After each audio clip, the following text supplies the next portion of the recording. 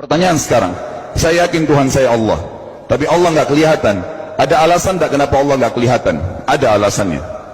Anda tanamkan baik-baik, ini masalah akidah yang paling penting. Kata Nabi, itu disebutkan dalam banyak riwayat, bahwasanya nabi-nabi pun belum pernah ada nabi yang lihat Allah, termasuk Nabi Muhammad SAW. Kita ambil dalilnya dalam hadis Bukhari. Waktu Nabi SAW pulang dari Isra Mi'raj, jemaah sekalian, Aisyah bertanya radhiyallahu anha, berkata, istri beliau, ya Rasulullah, hal tara rabbak, apakah anda waktu Mi'raj ke langit, terima perintah sholat, sempat lihat Tuhan anda enggak? Lihat enggak Allah itu bagaimana? Apa jawaban Nabi SAW? Nurun ala nur anna arah. Allah itu cahaya, di atas cahaya, terang sekali, bagaimana saya bisa melihatnya? Artinya Nabi SAW mengatakan, saya sendiri belum pernah lihat bagaimana itu Allah. Contoh sebelumnya Nabi Musa alaihissalam. Nabi Musa waktu menerima wahyu Taurat, itu selama 40 hari, turun Taurat lengkap. Al-Quran 23 tahun baru lengkap. Kalau Taurat 40 hari, nunggu di gunung Tursina. Tursina sebuah wilayah di Mesir sekarang. Itu banyak gunung-gunung batu, ada satu gunung batu yang tinggi, Nabi Musa nunggu di situ. Setiap hari Jibril datang turunin surah, turunin ayat gitu. Setelah berlalu 37 hari dari 40 hari menunggu Taurat turun, Nabi Musa alaihissalam tiba-tiba bertanya kepada Allah, mengatakan begini dalam Al-Quran, A'udzu minasyaitonir rajim, Rabbi arini anzur ilaik. Wahai Tuhanku, izinkan aku melihatmu. Aku beriman kau ada ya Allah, tapi aku ingin lihat kau bagaimana. Allah menjawab, tidak mau mengecewakan Nabi Musa. Sebagai manusia Allah mengatakan, lan tarani. Perlu anda tahu dalam bahasa Arab jemaah sekalian ada 3 kosakata la, tidak yang berarti tidak. Ada la biasa artinya tidak, ada lam dengan mim, lam artinya tidak pernah, ada lam dengan nun, lan artinya tidak akan pernah. Allah mengatakan apa? Lan tarani, kau tidak akan mampu melihatku wahai Musa.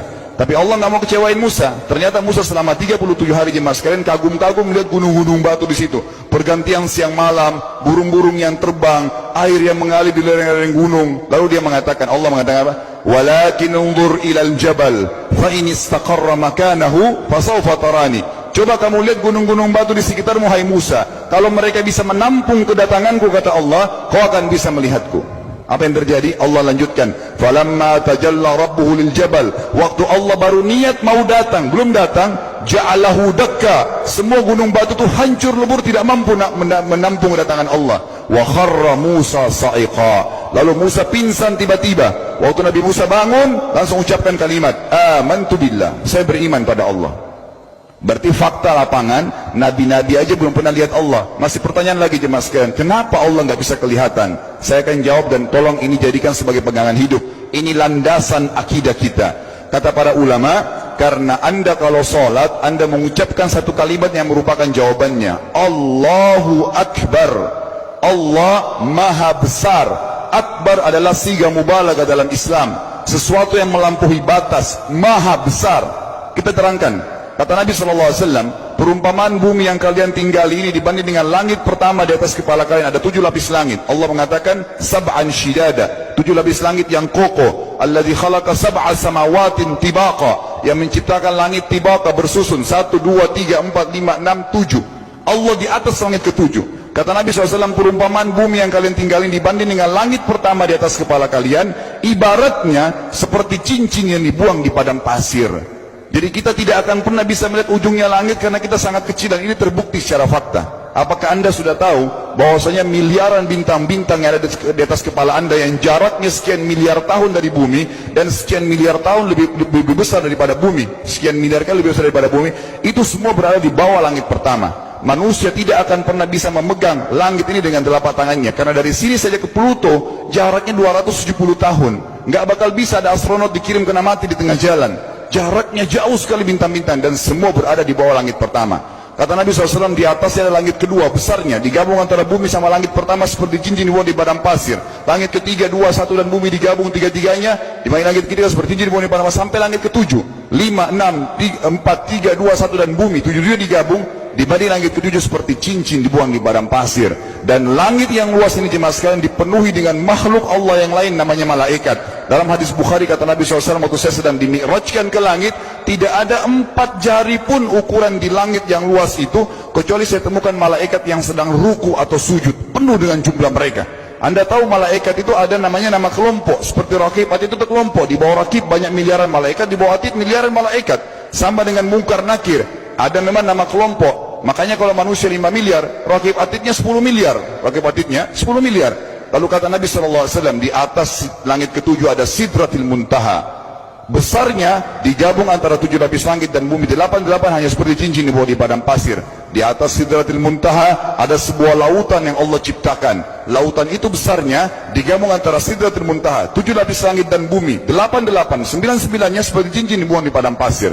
Makanya kalau anda baca Quran, anda baca ayat wa kana arsyu alal ma', singgasana Allah di atas air. Ini maknanya, air adalah ada lautan. Lalu kata Nabi SAW, arsy-nya Allah di atas lautan itu singgasananya Allah. Besarnya digabung antara lautan, Sidratul Muntaha, 7 lapis langit dan bumi. 10-10-nya hanya seperti cincin dibuang di padang pasir. Anda sudah hafal ayat kursi? Apa artinya? Ayat tanda-tanda kebesaran Allah. Kursi itu artinya bukan tempat duduk, tapi tempat pijakan kaki raja di singgasana. Kalau raja inginnya singgasananya dipijakan kaki, itu namanya kursi. Kita baca apa? Wasi'a kursiyuhu as-samawati wal ard. Pijakan kakinya Allah saja sudah menutupi seluruh langit dan bumi ini. Jadi kita mustahil bisa melihat Allah karena besarnya Allah Azza wa Jal. Tinggal kita tutup jemaah sekalian. Kira-kira, lalu bagaimana saya berhubungan dengan Allah? Jawabannya sederhana. Anda lingkari namanya Allah, ini Tuhan kita. Yang menyembah selain Allah kafir, yang mempartisipasikan Allah dengan makhluknya, masih sembah berhala, kuburan, jimat, namanya syirik. Dua-dua nggak boleh. Untuk berhubungan dengan Allah yang tidak kelihatan dengan mata kita ini, tapi kita bisa rasakan keberadaannya, cuman satu cara. Di bawahnya lingkarin ibadah. Salat, puasa, zakat, haji, takziah, ziarah kubur, semua ini adalah rangkaian ibadah untuk berhubungan dengan Allah. Semua ibadah ini jemaah sekalian harus seperti yang Allah mau, bukan yang Anda mau. Ini penting. Karena kalau tidak seperti yang Allah mau, Allah tidak terima. Bagaimana caranya supaya bisa seperti yang Allah mau? Ikuti buku pedomannya. Ada Al-Quran, ada Sunnah. Yang beribadah keluar dari 2 pedoman wahyu ini tidak akan diterima oleh Allah. Seperti Anda kalau kerja di perusahaan, pimpinan perusahaan kasih peraturan, Senin pakai baju kuning, Selasa baju hijau, Rabu pakai baju hitam. Datang jam 7, keluar jam 5 sore. Ternyata Anda tidak. Hari Senin Anda pakai baju yang hari Rabu, datangnya jam 9, keluar jam 2 siang. Dikeluarkan oleh pimpinan atasannya. Itu baru peraturan manusia. Bagaimana dengan peraturan Allah Azza wa Jal? Maka kita simpulkan semua jemaah sekalian adalah, yakinlah Tuhan Anda Allah ada, satu-satunya Tuhan. Kalau Anda sedang sakit, yang ciptakan Anda Allah, yang ciptakan penyakit Allah, yang menciptakan kesembuhannya Allah. Kalau kita sedang musibah sama, kalau kita sudah senang juga sama. Semoga Allah SWT menjadikan kita orang-orang yang senantiasa beriman padanya, dan juga selalu bertumbuh dalam keimanan tersebut serta mengikuti syariat.